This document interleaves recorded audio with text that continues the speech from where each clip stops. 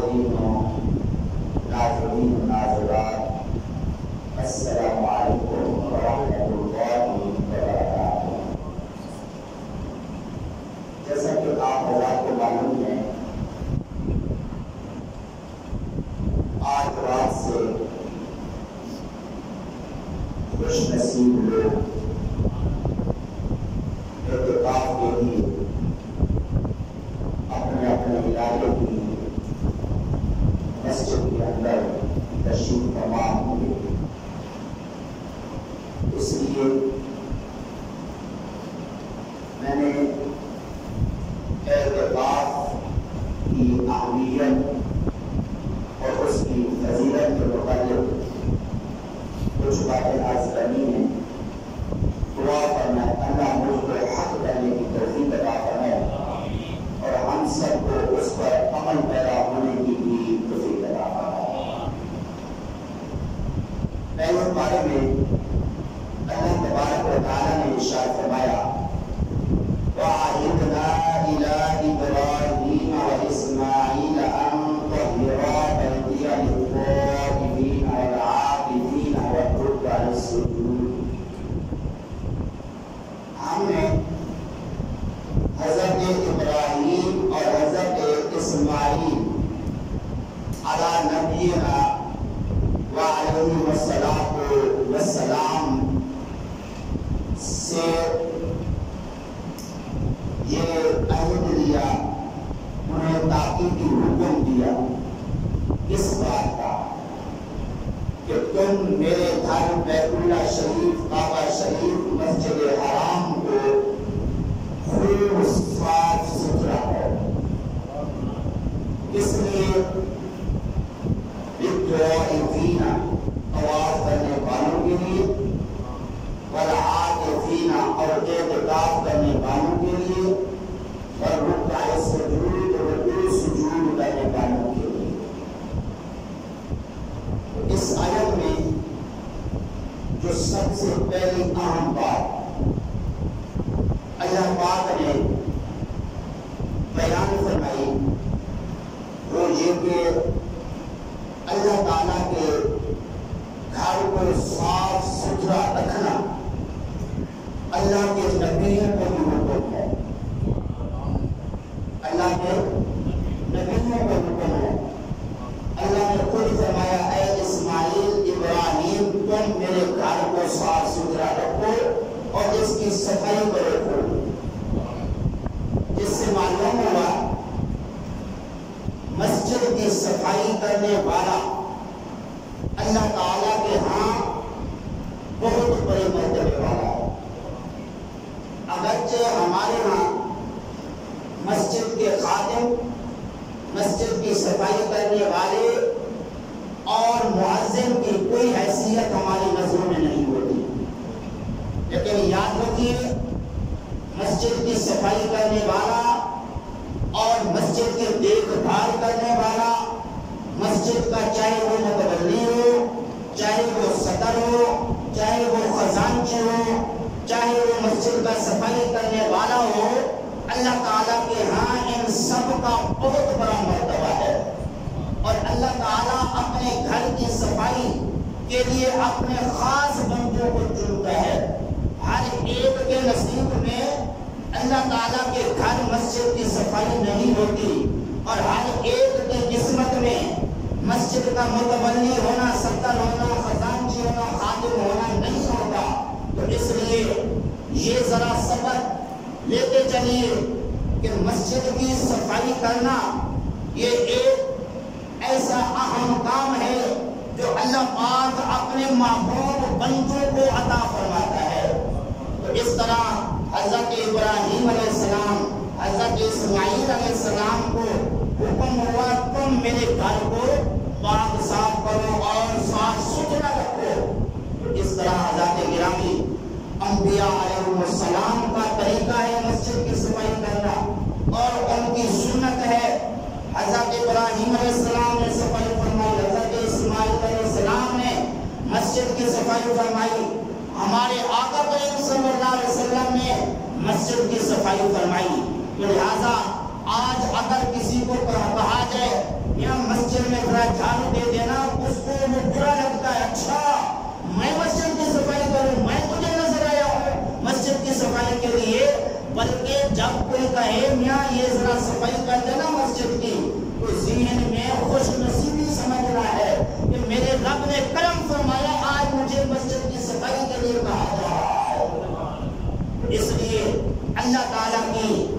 مسجد کی صفائی، اللہ تعالیٰ کے گھر کی صفائی جو ہے ہمیں ضرور کرنی چاہیے، اور اس اللہ کے گھر کی صفائی کرنے کا فائدہ کیا ہے؟ اس اللہ کے گھر کی صفائی کرنے سے ایک تو انبیاء علیہ السلام کی سنت پر عمل ہوگا، آقا کریم صلی اللہ علیہ وسلم کی سنت پر عمل ہوگا۔ اس کے علاوہ جو مسجد کی صفائی کرتا ہے، جھاڑو دیتا ہے، آقا کریم صلی اللہ علیہ وسلم کا اس سے کتنا پیار ہے، ہمارے آقا اس سے کتنی محبت فرماتے ہیں۔ آقا کریم صلی اللہ علیہ وسلم کے دور میں حضرت ابو ہریرہ رضی اللہ تعالیٰ عنہ فرماتے ہیں، ایک عورت جھاڑو دیا کرتی تھی مسجد کے اندر، تو اس کا انتقال ہو گیا۔ آقا کریم صلی اللہ علیہ وسلم نے ایک دن پوچھا کہ فلاں عورت کا کیا ہوا؟ وہ جو مسجد میں جھاڑو دیا کرتی تھی وہ کئی دنوں سے نظر نہیں آ رہی۔ عرض کی گئی آقا اس کا تو انتقال ہو گیا۔ آقا کریم صلی اللہ علیہ وسلم نے فرمایا تم نے مجھے بتایا کیوں نہیں ہے؟ مطلب کیا کہ تمہاری نظروں میں اس کی شان جو ہے وہ کم تھی اور تم اس کو حقیر جانتے تھے؟ نہیں، مسجد کی جھاڑو دینے والی جو وہ خاتون تھی اس کا بڑا مرتبہ ہے۔ آقا کریم صلی اللہ علیہ وسلم نے فرمایا آؤ تم میرے ساتھ چلو اس کی قبر پر چل کے اس کی نماز جنازہ اس کی قبر کے اوپر پڑھتے ہیں۔ آقا کریم صلی اللہ علیہ وسلم نے اس مسجد کے جھاڑو دینے والی خاتون کی قبر کے اوپر جا کے حضور نے نماز جنازہ پڑھی۔ ذرا اور تو فرمائیے، مسجد کی صفائی کرنے والا، مسجد کی دیکھ بھال کرنے والا اللہ تعالیٰ کے ہاں کتنا بڑا مرتبہ اور مقام رکھتا ہے۔ ہمارے ہاں تو بچی ہے تو یہ مولوی جناب اس کو ہم تنخواہ دیتے ہیں، اسی کی بھی ذمہ داری ہے، ٹھیک ہے جی۔ تو ہمارا ادھر کیا کام مسجد کی صفائی کرنا، اور اس طرح مسجد کی صفائی کے لیے نہ جانے کے مولوی صاحب کو، خادم کو کتنا ڈانٹا جاتا ہے۔ بھائی مولوی صاحب کی جس طرح ذمہ داری ہے تو محلے داروں کی بھی تو ہے، نمازیوں کی بھی تو ہے کہ اللہ نے تمہیں بھی آنکھیں دی ہیں، پاؤں دیے ہیں، ہاتھ دیے ہیں، تم بھی تو صفائی کر سکتے ہو۔ پھر رضا کے گرامی گھر کے اندر ہر بندے کی کوشش ہوتی ہے گھر کی بالکل صفائی رہے اور گھر صاف ستھرا رہے، یہاں تک کہ اچھے اچھے نوکر نگرانیاں رکھی جاتی ہیں کہ گھر کے اندر کوئی مٹی وغیرہ نظر نہ آئے، دروازہ بالکل صاف ستھرا نظر ہے تاکہ کبھی کوئی مہمان آ جائے تو اس طرح اس کو برا نہ لگے۔ لیکن اپنے گھر کی صفائی کا تو اتنا خیال کہ نوکر رکھتے ہیں 25-30 ہزار 40 ہزار اس کو دیتے ہیں اپنے گھر کی صفائی کے لیے، لیکن مسجد کا مولوی، مسجد کا خادم اس کو کتنی تنخواہ دیتے ہیں اور مسجد کی صفائی کا کتنا خیال رکھتے ہیں۔ اللہ کا گھر ہے، اپنے گھر کی اتنی اہمیت اللہ کے گھر کی کوئی اہمیت نہیں ہے۔ اپنے گھر کی صفائی کے لیے ہزاروں روپے اور اس نوکر کی ساری ضروریات پوری کرتے ہیں، مسجد کے خادم، مسجد کے مؤذن کو کتنی تنخواہ دیتے ہیں۔ بہرحال مسجد اللہ کا گھر ہے، اس کی صفائی جس طرح ذمہ داری مولوی صاحب کی ہے، مؤذن صاحب کی ہے، خادم کی ہے، اسی طرح ہر ایک کی یہ ڈیوٹی ہے کہ مسجد کے جس کونے میں دیکھے کوئی ایسی چیز نظر آئے جو مسجد کی شان کے خلاف ہو تو اس طرح وہ دور کرے اور خود جو ہے وہ صفائی کر دیا کرے، اس لیے کہ ہمارے آقا کریم صلی اللہ علیہ وسلم کی بھی سنت ہے، انبیاء علیہ السلام کی بھی سنت ہے مسجد کی صفائی کرنا۔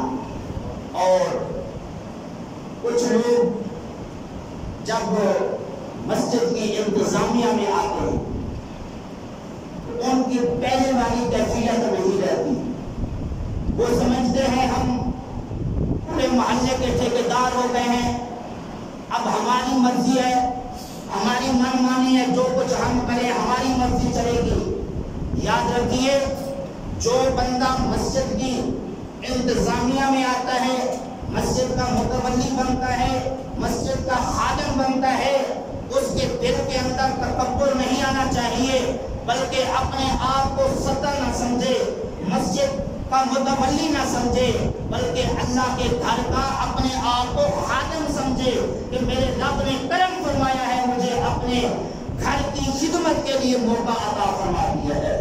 اس لیے ادھر تو خیر ایسا نہیں ہوگا، اور اکثر مسجدوں میں یہی دیکھا ہے کہ جو مسجد کی انتظامیہ کے لوگ ہوتے ہیں ان کے ذہن میں امام کی کوئی حیثیت نہیں ہوتی، مؤذن کی کوئی حیثیت نہیں ہوتی، وہ اس کو عام نوکر سے بھی دیا گزرا سمجھتے ہیں، امام کو بھی مؤذن کو بھی۔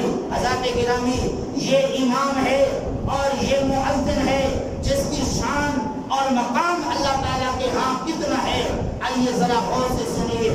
میرے آقا کریم صلی اللہ علیہ وسلم کے صحابی حضرت انس رضی اللہ تعالیٰ عنہ فرماتے ہیں، آقا کریم صلی اللہ علیہ وسلم نے فرمایا کہ اللہ تعالیٰ ارشاد فرماتا ہے، میں زمین والوں کو عذاب دینا چاہتا ہوں، لیکن میں جب مسجد کے آباد کرنے والوں کو دیکھتا ہوں اور میری رضا کے لیے جو ایک دوسرے سے محبت کرتے ہیں ان کو دیکھتا ہوں، اور سحری کے وقت بخشش طلب کرنے والوں کو دیکھتا ہوں، تو زمین والوں سے عذاب ہٹا لیتا ہوں۔ حضرات گرامی، یہ مولوی ہے، یہ امام صاحب ہے جس کی وجہ سے مسجد آباد ہے۔ اگر امام ایک نماز کے وقت نہ ہو تو کتنا مسجد کے اندر شور برپا ہوتا ہے کہ امام صاحب نہیں ہے، لوگ مسجد کو چھوڑ کر کسی اور مسجد میں چلے جاتے ہیں۔ تو اس طرح مسجد کی آبادی امام کی وجہ سے ہے۔ اچھا امام ہو، اچھا تلاوت کرنے والا ہو، اچھی تقریر کرنے والا ہو تو مسجد آباد ہوتی ہے، لوگ زیادہ سے زیادہ مسجد میں آتے ہیں۔ تو اس طرح یہ امام جو مسجد کا ہے، تو یاد رکھیے آقا کریم صلی اللہ علیہ وسلم کے فرمان کے مطابق یہ امام ایسی شخصیت ہے جس کی برکت سے اللہ زمین والوں سے عذاب ہٹا لیتا ہے۔ اور یہ صرف حصہ امام صاحب کا نہیں ہوتا، اگر اللہ کی رضا کے لیے جو مسجد کی انتظامیہ ہوتی ہے وہ اپنی اپنی ذمہ داری پوری نبھائیں، مگر افسوس سے مجھے کہنا پڑ رہا ہے کہ جو مسجد کی انتظامیہ ہوتی ہے ان کی جو اپنی ذمہ داریاں ہوتی ہیں وہ بھی مؤذن امام کے سپرد کر دیتے ہیں کہ تم نے یہ سارا کچھ کرنا ہے، تم انتظامیہ کس چیز کی ہے۔ امام کو اپنی ذمہ داری پوری کرنی چاہیے، انتظامیہ کو اپنی ذمہ داری پوری کرنی چاہیے۔ میں اس سے توجہ دلا رہا ہوں تاکہ ماشاءاللہ آپ کی مسجد کی جو انتظامیہ بہت اچھی ہے، ماشاءاللہ دیکھ رہے ہیں کتنی بڑی صفائی ہے اور کتنی امام کو سہولت ہے۔ تو بہرحال جس طرح امام جو ہے مسجد کی آبادی کا سبب ہے، جس کے پیچھے نماز پڑھیں تو ایک نماز کی بجائے 27 نمازوں کا ثواب، یہ امام کی شان ہے۔ نماز پڑھیں اکیلے ایک نماز کا ثواب، اب امام کے پیچھے نماز پڑھ رہے ہیں، اس امام کی برکت سے ایک حدیث پاک کے مطابق 27 نمازوں کا ثواب، دوسری حدیث کے مطابق جماعت میں جتنے لوگ شریک ہوتے ہیں اتنی تعداد کے مطابق سب کو ثواب ملتا ہے۔ 500 لوگ نماز پڑھتے ہیں تو جماعت کے ساتھ نماز پڑھنے والے کو 500 نمازوں کا ثواب ملے گا، لیکن کس طرح؟ امام کی برکت سے، یہ امام کی برکت سے۔ اس لیے حضرات گرامی، امام کی عزت، امام کا احترام کرنا چاہیے۔ آج کل دیکھتے ہیں لوگوں کا کاروبار نہیں ہے اور لوگ غریبوں کو تلاش کر رہے ہوتے ہیں کہ غریب کوئی مل جائے، زکات اس کو دیں، صدقہ و خیرات دیں، لیکن ادھر امام کی حیثیت، مؤذن کی حیثیت سمجھ نہیں آتی کہ اس کو کتنی تنخواہ دیتے ہیں۔ آج سے 10,000، ذرا غور تو فرمائیے، آج کل کے دور میں 10,000 سے بنتا کیا ہے؟ اگر تھوڑی سی دیر کے لیے امام لیٹ ہو جائے، مؤذن اذان لیٹ دے تو نہ جانے کیا شور برپا ہو جاتا ہے پورے محلے کے اندر۔ جناب آج امام صاحب لیٹ ہو گئے تھے، مؤذن صاحب نے آج اذان لیٹ دی ہے۔ یار وہ بھی کوئی انسان ہے، اس کو بھی کوئی ضرورت پڑ سکتی ہے، وہ بھی تو لیٹ ہو سکتا سکتا ہے اگر نمازی جی کوئی ضرورت پڑ جائے وہ مسجد میں نہ آئے، لیکن جو امام ہے، وہ جو مؤذن ہے، وہ بھی تو بندہ ہے، انسان ہے، اس کو ضرورت پڑ سکتی ہے۔ کہ ساتھ یہ بھی سوچنا چاہیے ہم پابندی تو امام اور مؤذن سے اتنی دیتے ہیں کہ ایک منٹ لیٹ نہیں ہونا چاہیے، ابھی یہ بھی سوچا ہے کہ اس کو تنخواہ کتنی دیتے۔ اگر امام صاحب کی، مؤذن صاحب کی ضروریات پوری کریں تو نہ جانے کہ کس اچھے انداز سے میں خوش ہو کے نماز پڑھیں گے۔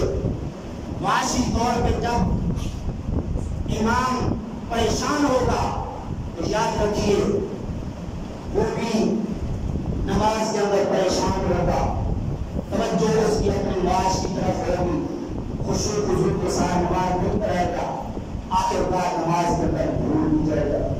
پھر ہم کہیں کہ امام بھولتا ہے۔ پہلے جو لوگ تھے نا، ایک بادشاہ گزرا ہے، عالمگیر بادشاہ، اس کے امام صاحب نماز کے اندر بھول گئے۔ امام صاحب نے سے پوچھا آپ کیوں بھولے، کیا وجہ بنی؟ امام صاحب نے بتایا کہ جو کہ تنخواہ میری کم ہے، معاشی طور پر میں پریشان تھا، بس اسی فکر میں نماز کے اندر تھا، نماز کے اندر بھول گیا۔ اب بادشاہ نے یہ بھی کہا بھائی ٹھیک ہے ہم اور امام لاتے ہیں جو اتنی تنخواہ پہ آئے گا۔ بادشاہ نے کہا ٹھیک ہے جتنی آپ کو ضرورت ہے وہ تنخواہ ہم اتنی بڑھا دیتے ہیں، اتنی تنخواہ بڑھا دیتے ہیں تاکہ آئندہ نماز کے اندر آپ کو بھول واقع نہ ہو۔ لیکن آج ہمارے ہاں کیا ہوتا ہے، ایک دو دفعہ امام بھول جائے، کہتے ہیں نیا امام لے آؤ جناب، یہ اب پرانا ہو گیا ہے، یہ زیادہ بھولنے لگ پڑا ہے، اس لیے اس کی چھٹی طرح کوئی اور امام لے آؤ۔ لیکن یہ نہیں دیکھنا، یہ نہیں سوچنا کہ امام بھولا کیوں ہے، اس کو بھول کیوں واقع ہوئی ہے، کوئی وجہ تو اس سے پوچھیں اور اس کی وجہ سن کے پھر وہ دور بھی کریں۔ ذات گرامی میں عرض کر رہا تھا، اللہ نے فرمایا حضرت اسماعیل اور حضرت ابراہیم علیہ السلام کو تم میرے گھر کو صاف ستھرا رکھو، جس کے لیے طواف کرنے والوں کے لیے اور اعتکاف کرنے والوں کے لیے، رکوع سجود کرنے والوں کے لیے، تو معلوم ہوا جو مسجد کے متولی ہوتے ہیں، مسجد کی انتظامیہ ہوتی ہے، ان کا کام ہے کہ وہ ہر وقت دیکھیں مسجد کی کتنی صفائی ہوئی ہے، مسجد کے اندر کیا کیا سہولیات جو ہے وہ ضرورت ہے، وہ سہولیات جو ہے وہ مسجد کے اندر جو ہے وہ مہیا کریں۔ اور ان کو چونکہ اللہ کی طرف سے مسجد کا متولی صدر انتظامیہ منتخب کیا گیا ہے، اس لیے وہ اپنی ذمہ داریاں جو ہیں پوری کریں اور اپنی ذمہ داریوں کو نبھائیں۔ اور پھر جو بندہ مسجد کے اندر جو ضرورت ہوتی ہے، ضرورت کی چیز جو ہے وہ مسجد کے اندر مہیا کرتا ہے، تو اس سہولت کے مطابق اس کو اللہ ثواب عطا فرماتا ہے۔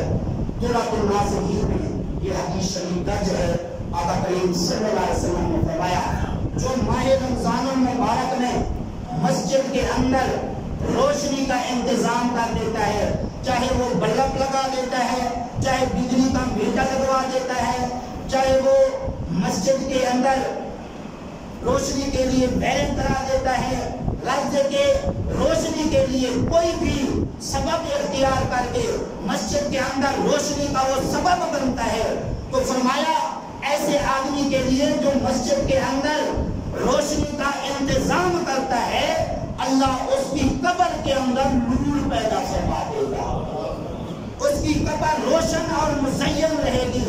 اور اس کے علاوہ فرمایا کہ اس مسجد کے اندر جس کے اندر اس نے روشنی کا انتظام کیا، جب تک روشنی کا انتظام رہے گا اور نمازی نماز پڑھتے رہیں گے، جتنے نمازی نماز پڑھیں گے، سال 2 سال 10 سال جتنا ان نمازیوں کو ثواب ملے گا، ان کے برابر اس روشنی کے انتظام کرنے والے کو بھی ثواب ملے گا۔ سبحان اللہ، یہ ہے مسجد کے اندر روشنی کرنے کا ثواب۔ باقی جناب مسجد تعمیر کرنا، نمازیوں کو ٹھنڈے یعنی کہ ٹھنڈا ماحول پیدا کر کے دینا کہ اے سی لگوا کے دینا یا کولر لگوا کے دینا، تو اس طرح نہ جانے کے پھر کیا کیا ثواب اس کو ملتا ہے۔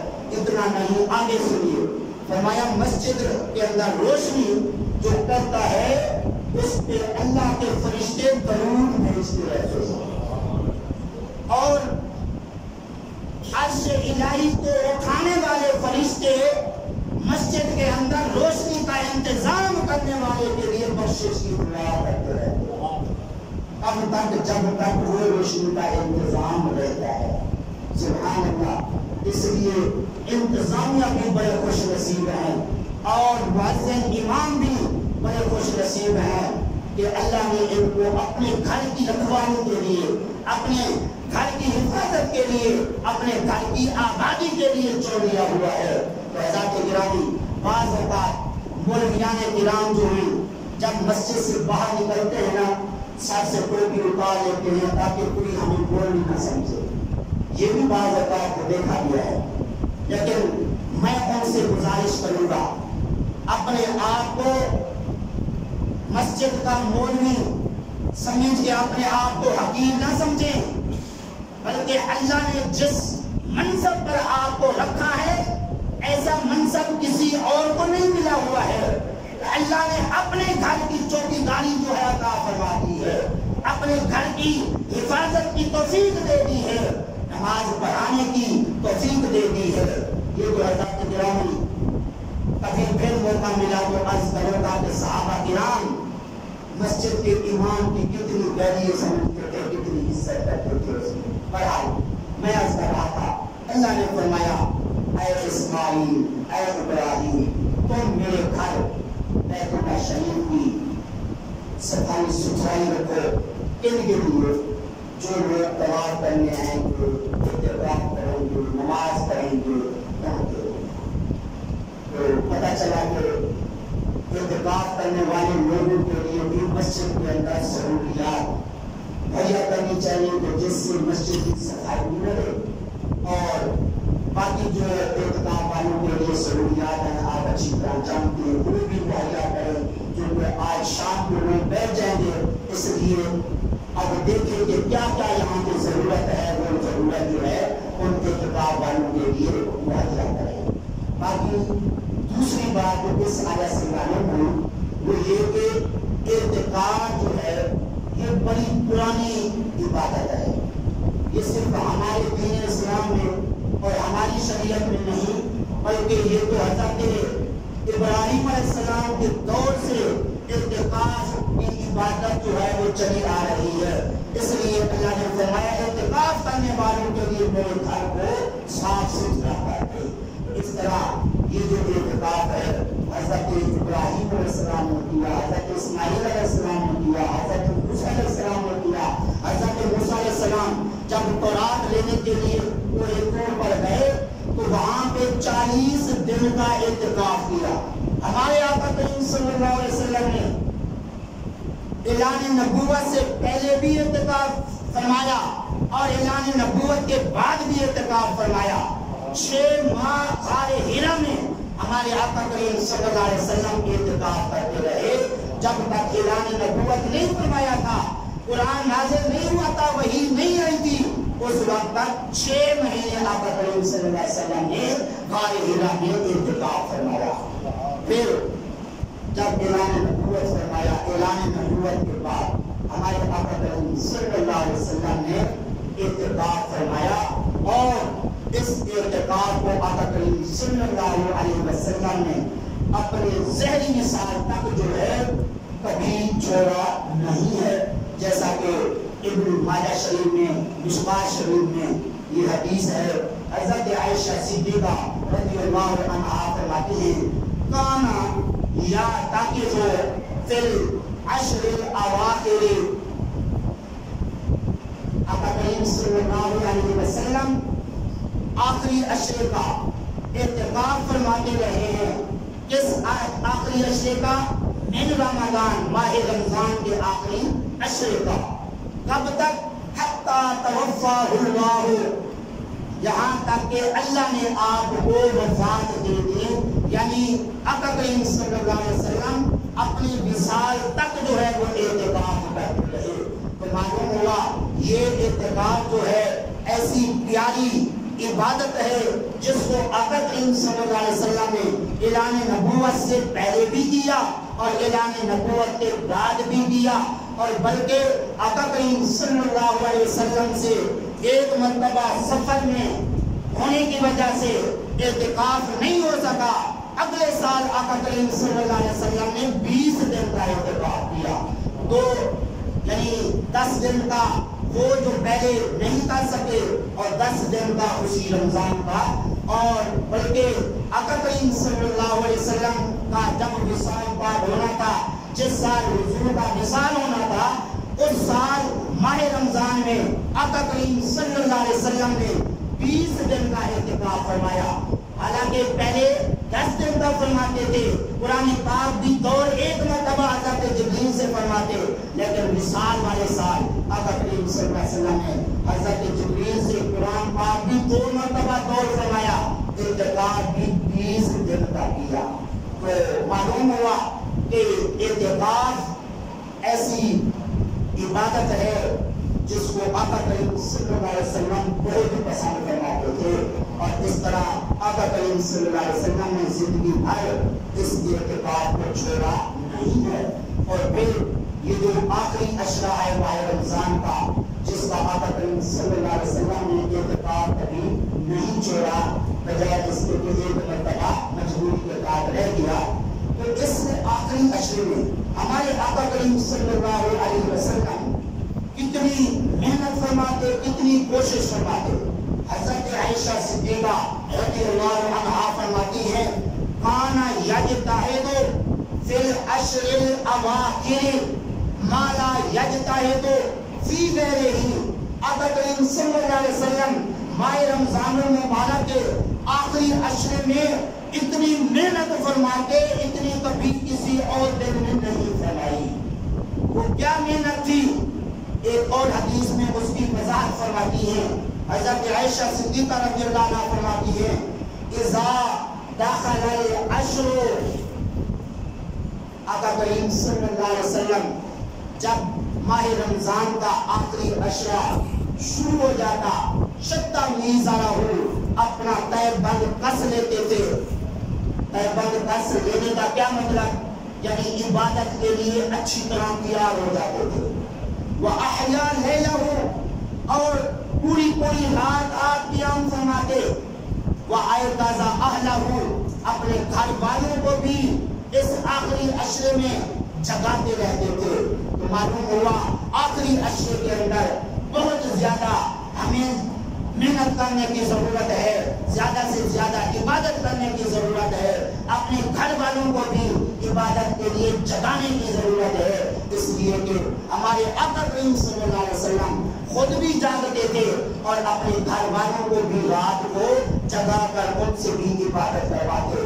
بلکہ صرف اس آخری عشرے میں بھی نہیں، بلکہ سال بھر رات کو خود بھی اٹھنا چاہیے تہجد کے لیے، اپنے گھر والوں کو بھی اٹھانا چاہیے۔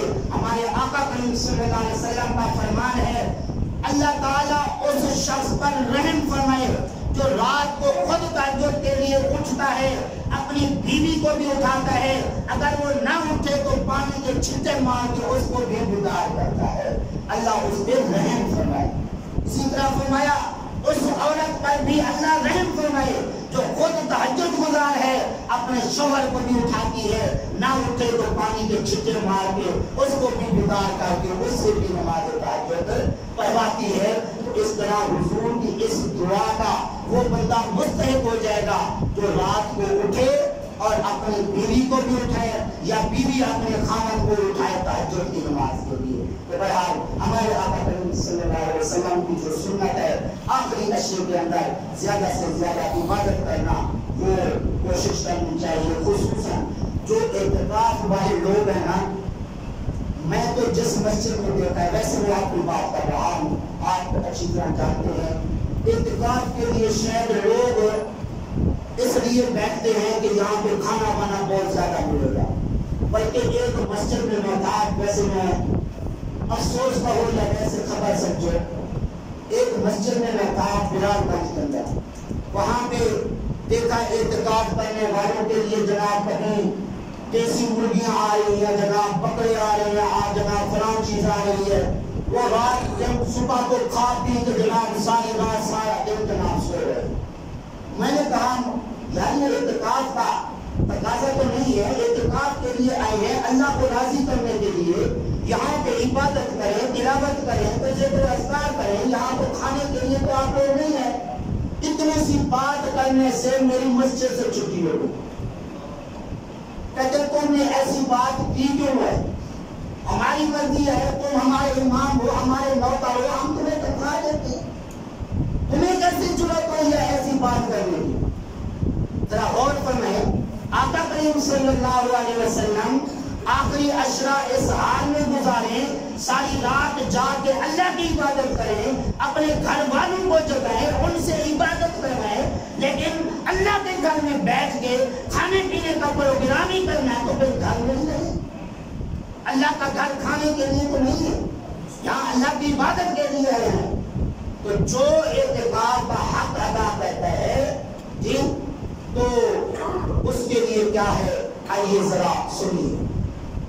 حضرت امام حسین رضی اللہ تعالی عنہ آقا کریم صلی اللہ علیہ وسلم سے یہ ارشاد بات نقل فرماتے ہیں۔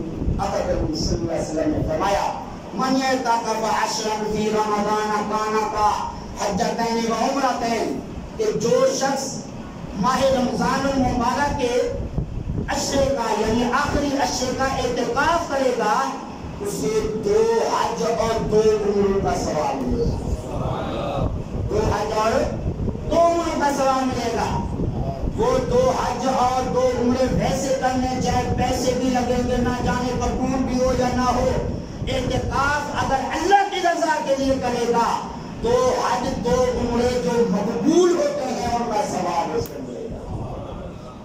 ایک اور حدیث میں آقا کریم صلی اللہ علیہ وسلم نے فرمایا من اعتکف اعتکاف ایمانا و احتسابا غفر له ما تقدم من ذنبه، جو ثواب کی نیت سے اللہ کی رضا کے لیے ایمان کی حالت میں اعتکاف کرے گا اس کے پچھلے سارے گناہ بخش دیے جائیں گے۔ سبحان اللہ۔ تو اب سوال یہ ہے، ویسے یہ جو میں نے بات کی ہے نا میری مسجد سے چھٹی ہوگی، اس کو عجیب نہیں سمجھنا، ٹھیک ہے؟ یہ کوئی بطور افسوس میں نے نہیں کہا، یہ آج سے نہیں پیچھے سے اسی طرح چلا آ رہا ہے جی۔ لوگ انبیاء علیہ السلام کے پاس لوگوں کو جانے نہیں دیتے تھے کہ جا کے کوئی عبرت حاصل کریں، انبیاء علیہ السلام سے کچھ معلومات کر کے اپنی زندگی سنواریں۔ راستے میں لوگ کھڑے ہوتے، انبیاء علیہ السلام کے پاس جانے والوں کو لوٹ لیتے تھے۔ چلے الحمدللہ مسجد سے چھٹی کروا دی جاتی ہے مولوی صاحب کو، آگے کوئی اور نقصان کو نہیں پہنچایا جاتا نا، یہ بھی اللہ کا فضل ہے، کرم ہے جی۔ تو بہرحال اب سوال یہ ہے کہ عورتیں اور خواتین بھی اعتکاف کر سکتی ہیں؟ ہاں کر سکتی ہیں۔ حضرت عائشہ رضی اللہ عنہا فرماتی ہیں آپ صلی اللہ علیہ وسلم کے بعد آپ صلی اللہ علیہ وسلم کی ازواج مطہرات اعتکاف کرتی تھی، لیکن کہاں کرتی تھی؟ گھر کے اندر۔ جب گھر کے اندر کرے، لیکن اس کے لیے حکم یہ ہے گھر کے جس حصے میں اعتکاف کرے اس کا دائرہ ذہنی طور پر لگا لے۔ مثلاً کمرہ ہے تو کمرے کے کس حصے میں وہ اعتکاف کرے گی، اور یہ معین کرنا ضروری ہے۔ اگر معین جگہ نہیں کرے گی تو اس کا اعتکاف نہیں ہوگا۔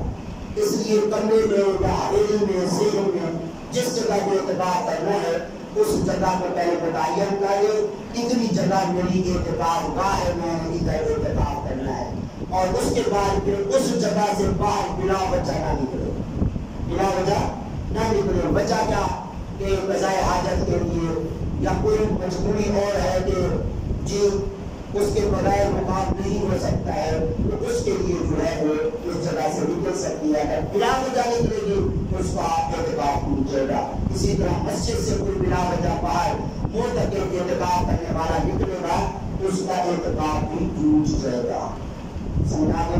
اور پھر خوش نصیبی یہ ہے ویسے کوئی بیمار کرسی کرتا ہے، لوگوں کی ضرورتوں کو پورا کرتا ہے، اور اب اعتکاف کی وجہ سے وہ کام نہیں کر سکتا ہے۔ آقا کریم صلی اللہ علیہ وسلم فرماتے ہیں کہ ہوا یا تاکہ جو ذنوبا وَيُجْزَى لَهُ مِنَ الْحَسَنَاتِ كَعَامِلِ الْحَسَنَاتِ، جو اعتکاف کرنے والا ہے وہ جو پہلے اعتکاف سے نیکیاں کیا کرتا تھا، ان نیکیوں کا ثواب اسے کرنے کی طرح ملے گا، اور باقی یہ کہ گناہوں سے بھی وہ بچتا رہے گا، کیونکہ باہر کسی کی غیبت، کبھی جھوٹ بولنا، کسی کو تکلیف پہنچانا، مسجد کے اندر آ کے وہ چن کے بیٹھا ہے اللہ کی رضا کے لیے، جس طرح وہ گناہوں سے بھی بچ رہا ہے، وہ جو نیکیاں کرتا تھا وہ نہیں کر سکا، وہ نیکیاں بھی اس کو مل رہی ہیں۔ تو بہرحال خوش نصیب ہیں اعتکاف کرنے والے۔ میں عام فام لفظوں میں کہا کرتا ہوں، آپ دیکھتے ہیں کہ کچھ عرصے سے ملک کے اندر دھرنے شروع ہو گئے، ٹھیک ہے نا، تو اس دھرنے کا اپنا ایک مقصد ہوتا ہے، لیکن یہ مسجد کے اندر جو اعتکاف والا ہوتا ہے وہ بھی گویا اللہ کے گھر میں آ کے دھرنا دے رہا ہے، وہ عرض کر رہا ہے مولا جب تک تو مجھے بخشے گا نہیں میں ادھر سے اٹھوں گا، جب تک میری بخشش نہیں ہوگی میں ادھر سے جاؤں گا بھی نہیں۔ مقصد یہ ہوتا ہے اعتکاف کا، نہ کہ کھانے پینے کا اور باقی چیزوں کو استعمال کرنے کا۔ تو بہرحال مجھے فرمایا گیا شروع میں کہ 27ویں کے لیے آپ حضرات کو کچھ گزارش کروں، ٹھیک ہے؟ تو چونکہ 27ویں کو قرآن پاک کا ختم ہوتا ہے، تو اس ختم پاک کے موقع پر شیرینی بانٹنا، لنگر بانٹنا، یہ ہمارے آقا کریم صلی اللہ علیہ وسلم کے صحابہ کی سنت ہے، سمجھائیے۔ حضرت ابو ہریرہ رضی اللہ تعالیٰ عنہ فرماتے ہیں ہم میں سے کوئی قرآن پاک کو ختم کرتا نا تو اپنے ساتھیوں کو جمع کرتا، لنگر پکاتا، وہ لنگر بانٹتا، لنگر بھی کھاتے اور دعائیں خیر بھی کرتے، کیونکہ صحابہ کرام رضوان اللہ علیہم اجمعین کا یہ خیال تھا اور یہ گمان تھا، بلکہ میں کہوں گا یقین تھا کہ قرآن پاک کے ختم کی جو محفل ہوتی ہے اس محفل میں اللہ تعالیٰ سے جو کچھ مانگا جائے اللہ عطا فرماتا ہے، اللہ دعا جو بھی کی جائے اس محفل کے اندر، یعنی قرآن پاک کی محفل کے اندر وہ رد نہیں فرماتا، وہ دعا قبول فرماتا ہے۔ حضرت عمر فاروق رضی اللہ تعالی عنہ نے 12 سال آقا کریم صلی اللہ علیہ وسلم سے سورۃ بقرہ سیکھی۔ کتنا سال بولو؟ 12 سال۔ ہمارے پاس تو ماشاءاللہ ایک بیٹی بھی نہیں ہے نا، کسی مولوی صاحب کے پاس بیٹھ کے ذرا دیکھ لیں جناب کی جو آیت ہے یا کلمہ شریف ہے ذرا سننے کو غلطی تو نہیں ہے۔ 12 سال کا عرصہ حضور سے سیکھا۔ کیا سیکھا؟ سورۃ بقرہ کتنی بڑی ہے؟ 2 رکوع کم 2.5 پاؤں، اور حضور سے کیا سیکھا وہ جانتے ہیں کیا سیکھا۔ اور سورۃ بقرہ جس کے بارے میں فرمایا گیا گھر کے اندر پڑھ لی جائے تو گھر کے اندر سے جن شیاطین نکل جاتے ہیں۔ ماشاءاللہ ہمارے گھر تو جن شیاطین کا مرکز ہے نا، کیوں؟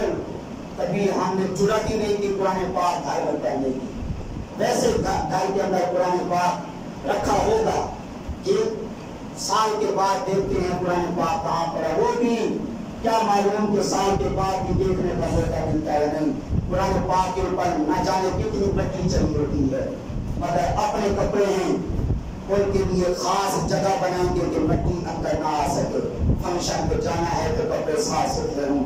یہ اللہ کا کلام ہے، کتنی مٹی اس کے اوپر چلی ہوئی ہے، سال تک اس کو اٹھایا بھی نہیں ہے، دیکھا بھی نہیں ہے۔ حضرت عمر، حضرت عثمان صبح کو اٹھتے قرآن پاک کو اٹھا کے اس کو چن کے اپنی آنکھوں پہ رکھتے۔ اگر یہی عادت ہماری بھی بن جائے تو کتنی برکات گھر کے اندر آ سکتی ہیں۔ تو بہرحال حضرت عمر رضی اللہ تعالی عنہ نے سورۃ بقرہ کے ختم کرنے کے بعد ایک اونٹ ذبح کیا، اونٹ ذبح کر کے صحابہ کی دعوت کی اور یہ خوش خوشی کا اظہار کیا کہ میرے رب نے کرم فرمایا، 12 سال سورۃ بقرہ میں نے حضور سے سیکھی، اب اس کے شکریہ میں یہ دعوت بھی قبول فرماؤ ہمارے حق میں دعا۔ اچھا اب آپ کہیں گے جناب یہ ہم کو جو کہا جا رہا ہے 27ویں ہے تم حصہ ملاؤ، تو پڑھ تو امام صاحب رہے ہیں، مولوی صاحب رہے ہیں، ان کو چاہیے نا کہ وہ اس 27ویں کے انتظام کے لیے اپنی جیب سے خرچ کریں، ادھر چندہ ملائے، انتظامیہ کو جمع کروائے تاکہ یہ 27ویں کا پروگرام اچھی طرح ہو سکے۔ میں کہوں گا امام صاحب سے آپ لوگ جو قرآن پاک سنتے ہیں، سننے کا ثواب آپ کو زیادہ ملتا ہے، کیوں؟ سننا فرض ہے، پڑھنا سنت ہے، تو ثواب تو آپ زیادہ لے رہے ہیں، آپ کا زیادہ حق بنتا ہے کہ آپ اس پروگرام کے لیے خرچ کریں۔ اچھا جی چلے مولوی صاحب کو بھی کچھ خرچ کرنا چاہیے، تو پھر سوال ہوگا مولوی صاحب کو ماہانہ دیتے کتنا ہے؟ مولوی صاحب کو ماہانہ کتنا دیتے ہیں؟ جتنا دیتے ہیں اس کا اندازہ کر لیں۔ اس لیے آپ حضرات سے گزارش کی جاتی ہے جتنا زیادہ سے زیادہ ہو سکے 27ویں کے لیے اپنے حلال کمائی سے حصہ ملا کے اس طرح اس محفل کے اندر خود بھی شریک ہوئی اور باقی دوست احباب کو بھی اس محفل کے اندر شرکت کرنے کی دعوت دیں۔ اور ساتھ یہ بھی میں عرض کرتا چلوں، حضرت عبداللہ بن مبارک رضی اللہ تعالی عنہ حضرت امام مالک کے شاگرد تھے، وہ حضرت امام مالک سبحان اللہ مدینے میں کبھی جوتی نہیں پہنی، جوتی نہیں پہنی، اور چلتے تو دیوار کے ساتھ لا کے چلتے تھے کہ کہیں میرا پاؤں اس جگہ پر نہ چلا جائے جہاں میرے آقا کے پاؤں لگے۔ اتنا ادب و احترام۔ حدیث پاک پڑھا رہے تھے، بچھو نے 16 مرتبہ ڈنگ مارا لیکن حدیث پاک نہ چھوڑی۔ حضرت عبداللہ بن مبارک فرماتے ہیں جب فارغ ہوئے مجھے فرمایا پیچھے دیکھو کیا ہے، میں نے دیکھا تو بچھو کا، فرمایا اس نے مجھے 16 مرتبہ ڈنگ مارا۔ میں نے کہا تم نے ہمیں بتایا کیوں نہیں، ہم اس کو پہلی بار جب ڈنگ مارا مار دیتے۔ فرمایا میں اپنی جان کی خاطر حضور کے فرمان کو، حضور کی حدیث کو چھوڑ دیتا، اپنی جان کی خاطر حدیث پاک کو چھوڑ دیتا تو میں بے ادب بنتا۔ ان کے شاگرد حضرت عبداللہ بن مبارک وہ جب بھی خرچ کرتے نا علماء کو، حفاظ کو، مدرسے کے طالب علموں کو جو ہے وہ خاص فرماتے، یعنی مدرسے کے طالب علموں، علماء اور حفاظ کو دیتے۔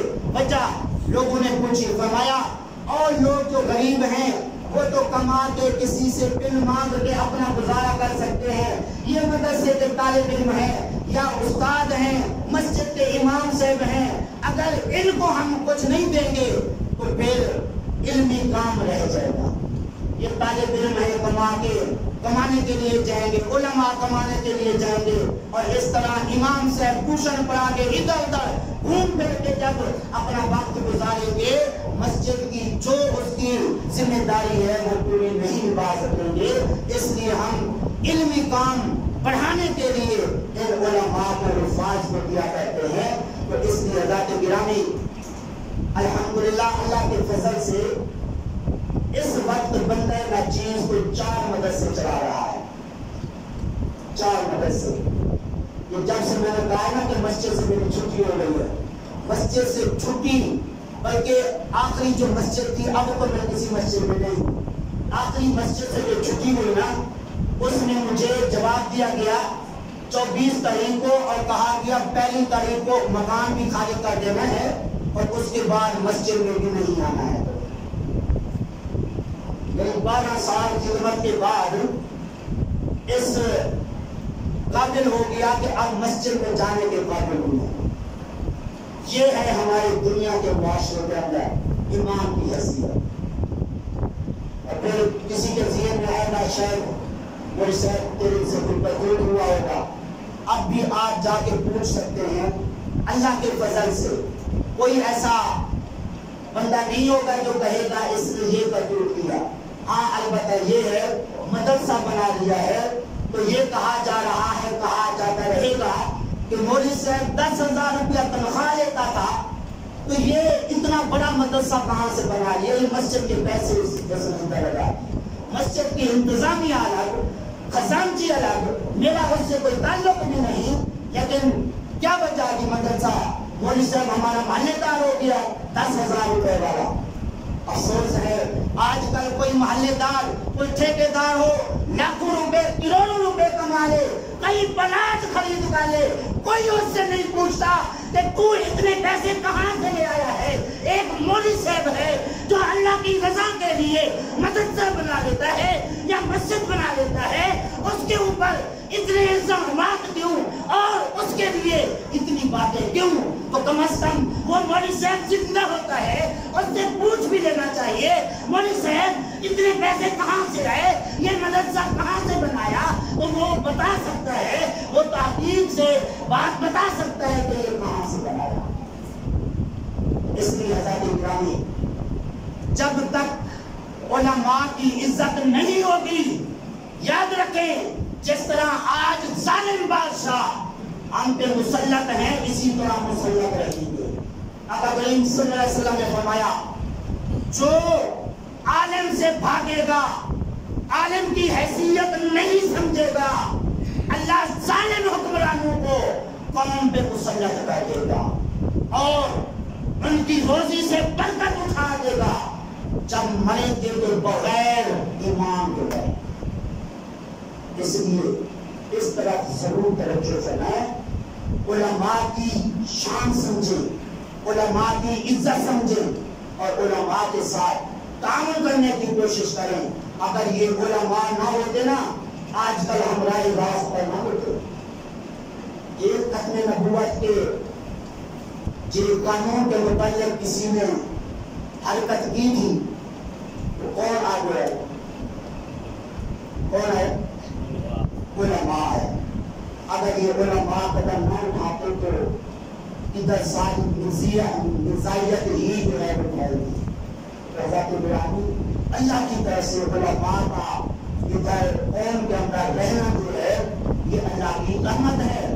بلکہ حضرت ابن عباس نے تو یہاں تک فرمایا کہ جس طرح نبی اپنی امت کے اندر ہوتا ہے، عالم اپنی قوم کے اندر اسی طرح ہوتا ہے۔ جس طرح نبی کی عزت احترام امت کے لیے ضروری ہے، قوم کے لیے عالم کی عزت اور احترام بھی ضروری ہے۔ تو بہرحال جن حضرات نے حصہ ملایا اللہ قبول فرمائے، اور جنہوں نے ابھی حصہ ملانا ہے اللہ ان کی بھی قبول فرمائے۔ تو میں بھی حصہ ملا لیتا ہوں تاکہ اللہ تعالیٰ کے فضل و کرم سے جس 27ویں چندے کے اندر جو حصہ ملائیں گے اللہ میرا بھی نام طے ہو جائے۔ اللہ تعالیٰ کی پاک اور دعا ہے جو کچھ کہا صحیح سے عمل کی توفیق عطا فرمائے۔